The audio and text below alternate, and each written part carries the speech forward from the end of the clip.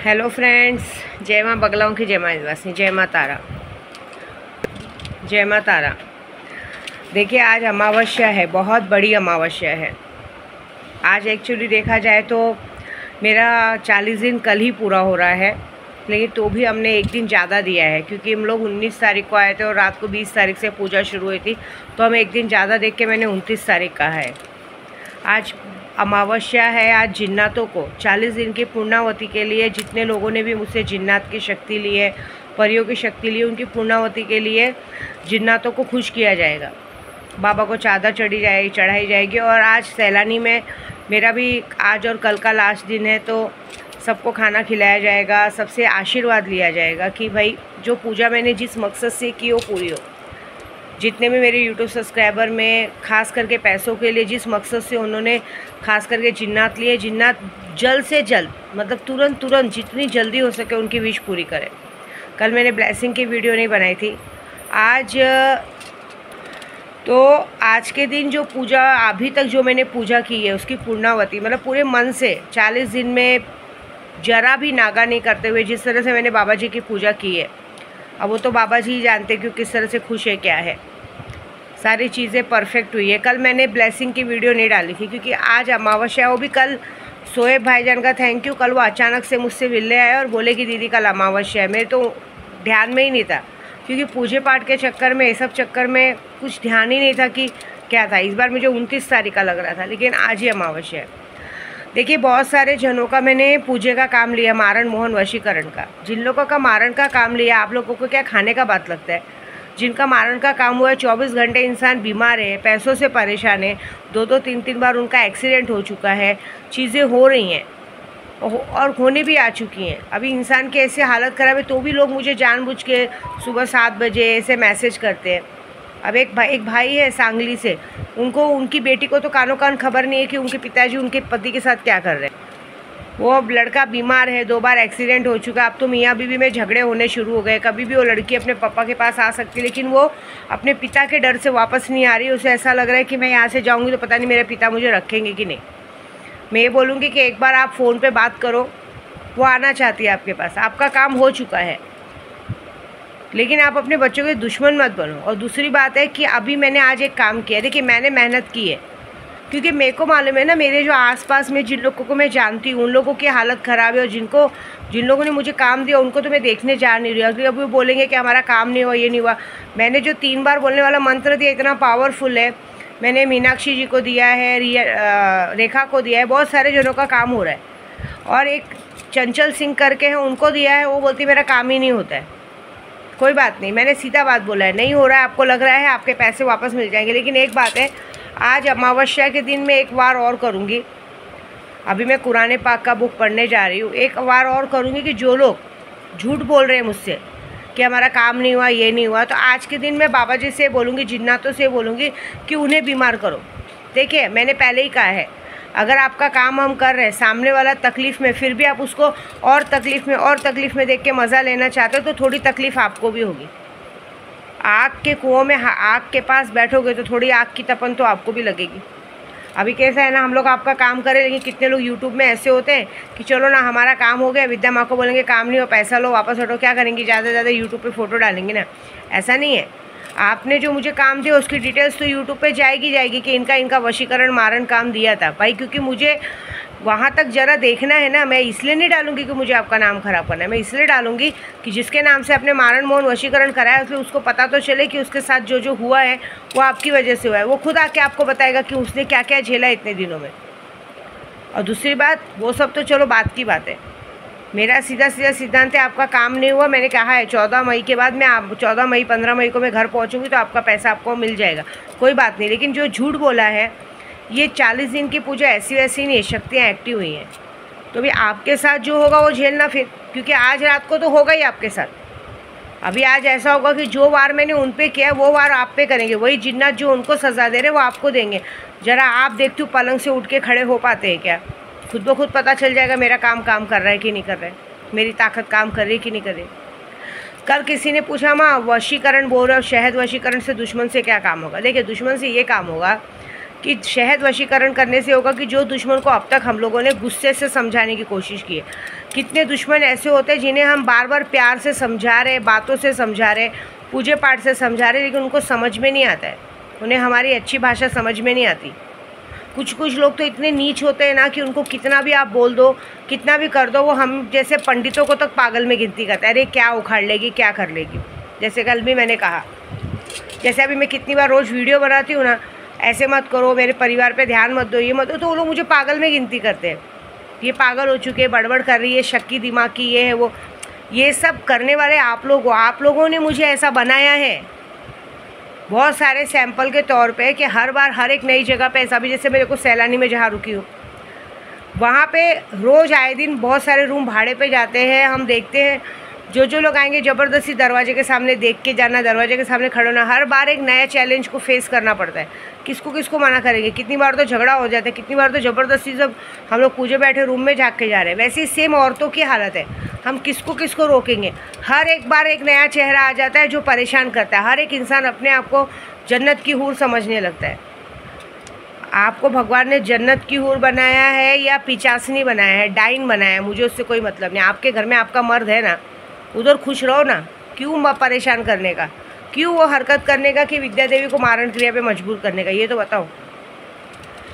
अब देखिए, ये दुश्मनों का काम ऐसा है, शॉर्टकट बोलती हूँ मैं, कि जो काम हम ऐसे नहीं कर सकते ना, वो शहद वशीकरण से कर सकते हैं। अब जब सामने वाले को हमारी बात समझ में नहीं आ रही तो उसको हमारी तरफ वश में करके सामने वाले का काम करो। दुश्मन आपका पैसा लेके बैठा है, आप पर बार बार गंदी क्रियाएं करा रहा है, सब कुछ करा रहा है, लेकिन आपके सामने बोल नहीं रहा है। आप पर कोर्ट कचहरी का झूठा केस कर दिया है, वो हटाने का नाम नहीं ले रहा है क्योंकि उसको पैसे चाहिए, ठीक है। और बहुत सी ऐसी त्रिया चरित्र औरतें होती हैं जो अपना मुंह से अपना बोलेंगी ही नहीं कि हाँ हम गलत है। ये शहद वशीकरण करने के बाद ऐसा होगा कि वो पट जो जैसा आप चाहते हो वही चीज़ वो लोग आके बोलेंगे, जैसा चाहते हो वो ऐसा आके करेंगे। मतलब उनका असली फेस आपके सामने आएगा। अगर अभी जैसे अब मैं सैंपल के तौर पे चाहूँ कि मैं किसी और के मुंह से बुलवाना चाहूँ कि भाई तुमने गलत काम किया है, मैं बोल रही हूँ, तो वो इंसान खुद ब खुद उस चीज़ को कबूल करेगा कि हाँ क्या करें, हमें पसंद आ गया था, हमने किया, उसके लिए माफ़ी चाहते, वो बात ये बोलेगा इंसान। ये ऐसा बात होता है शहद वशीकरण का कारण। तुम्हारा पैसा इंसान लेके बैठा है, सामने से तुम्हारे घर तक लाके देगा। तुम पर केस किया है, सामने से वो केस हटाएगा कि भाई जाने दो, मगजमारी नहीं चाहिए। उसके अंदर एक डर भी आएगा, मतलब एक मिठास आती है। खून नमकीन होता है, शहद मीठा होता है, ठीक है। और उसके बाद मंत्र तीखा होता है। ये सारी चीज़ों को मिला के जो नमकीन बनता है ना, वो नमकीन से जो सामने वाले के दिमाग पे असर करता है ना, ब्लास्ट कर देता है। फिर उस सामने वाले के दिमाग पे आप ही रहोगे, उसके सिवा कोई नहीं रहेगा। उसको आपका दिमाग में आपके नाम का डर रहेगा, आपके नाम से रहेगा कि कर लो। उसके साथ कुछ तो अनहोनी ऐसी होगी जब उसको समझ में आएगा नहीं यार इसका पैसा दे के हटा देना चाहिए, इसके नाद में नहीं लगना चाहिए, नहीं तो हमारे साथ और कुछ बुरा हो सकता है। उसके साथ कुछ तो ऐसा होगा कि दोबारा पंगा लेने से पहले सोचेंगे। अब देखिए, कल मेरे पास एक काम है माँ का।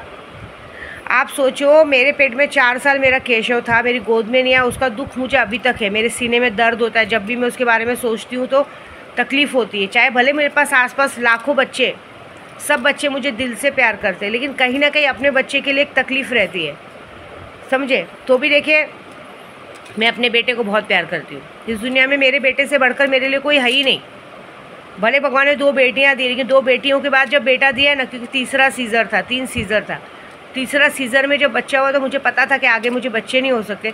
तो मेरे लिए बेटा बहुत मायने रखता है, उसको मैं ऐसे हाथ में रखती हूँ। उसका ज़रा सा फ़ोन आ जाता है तो मैं खुश हो जाती हूँ।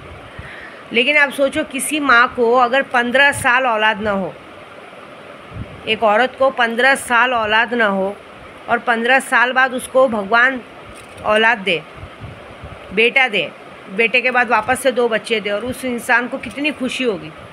ज़िंदगी भर वो औरत अपने बेटे के ऊपर भगवान का शुक्रिया अदा करके सोने चांदी से उसका सदका निकाल के लोगों के गरीबों में बांटा हो, कितनी बड़ी बात है। मैं तो सिर्फ 4 साल मेरे बच्चे का कपड़ा जमा की थी, उस तकलीफ़ अभी तक है।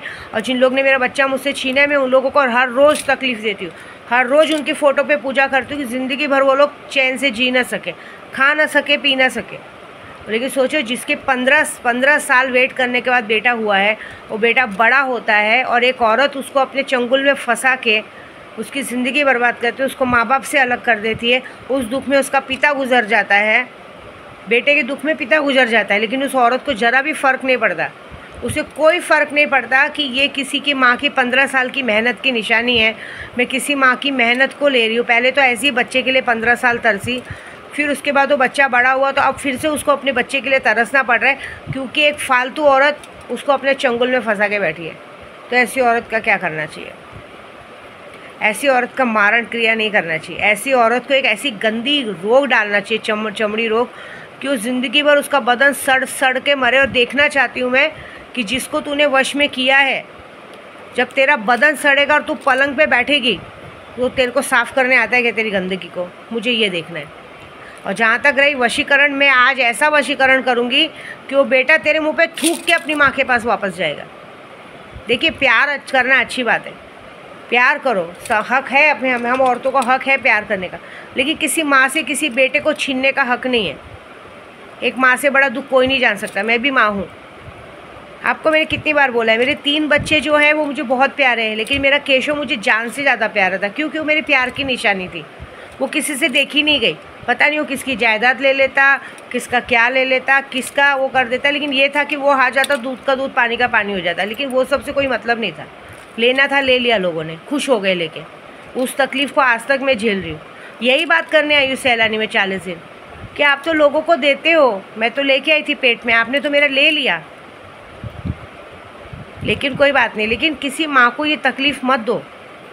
आप प्यार करो, मोहब्बत करो, सब करो। मैं मानती हूँ 2 सौत कभी एक साथ नहीं रह सकती, वो रहना भी नहीं चाहिए भाई। पति इतना प्यारा होता है कि मैं, कोई भी औरत अपने पति को किसी से बांट नहीं सकती। लेकिन माँ से क्यों छीनते हो?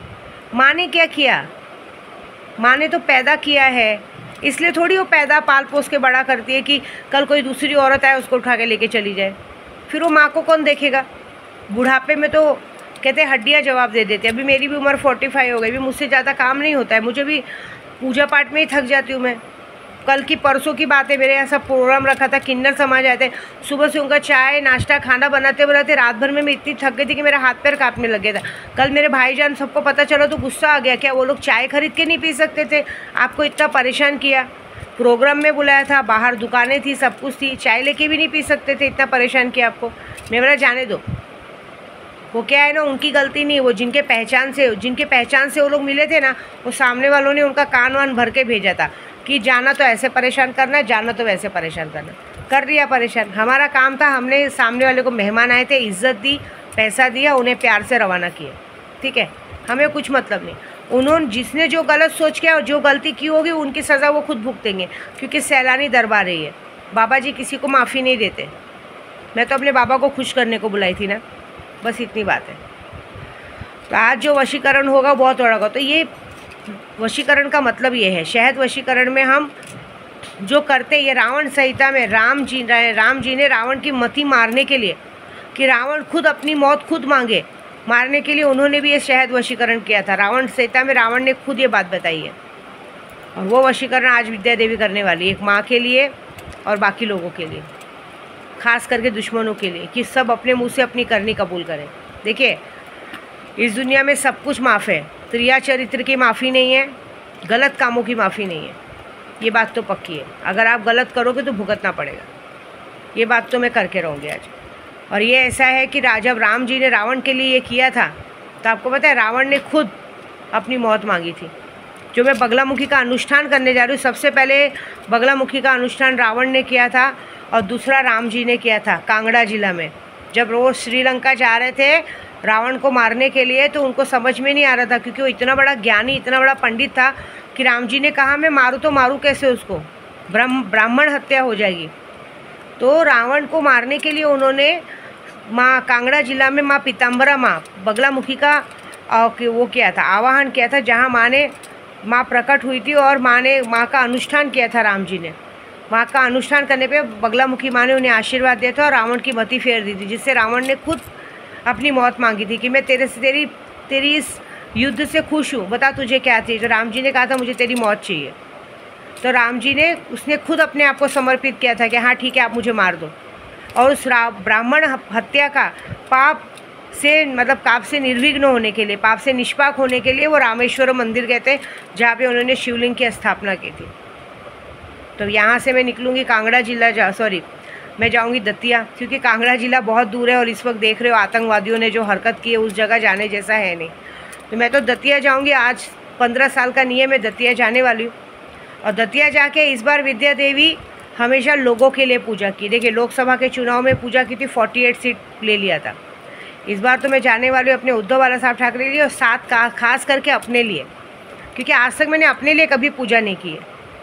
लॉकडाउन में की थी, लोगों के लिए पूजा की थी, हमेशा सबके लिए पूजा की थी। इस बार विद्या देवी अपने लिए पूजा करेगी, इस बार अपने यूट्यूब के लिए पूजा करेगी कि जितने लोगों ने मुझे इस साल परेशान किया है उन लोगों की सज़ा क्या है। बहुत शौक़ है ना केस, कोर्ट कचहरी केस करने का, बार बार दिमागी तौर पे मुझे परेशान करने का। जो चीज़ मुझे नहीं पसंद है उसी चीज़ को बार बार इसलिए इरिटेट करने का कि ये जो चीज़ इसको नहीं पसंद है इसके सामने करो कि ये पागल हो। मुझे पागल बनाने की कोशिश की ना, तुम लोगों को पागल बना के रोड पे घुमाएगी विद्या देवी, ये वादा है मेरा।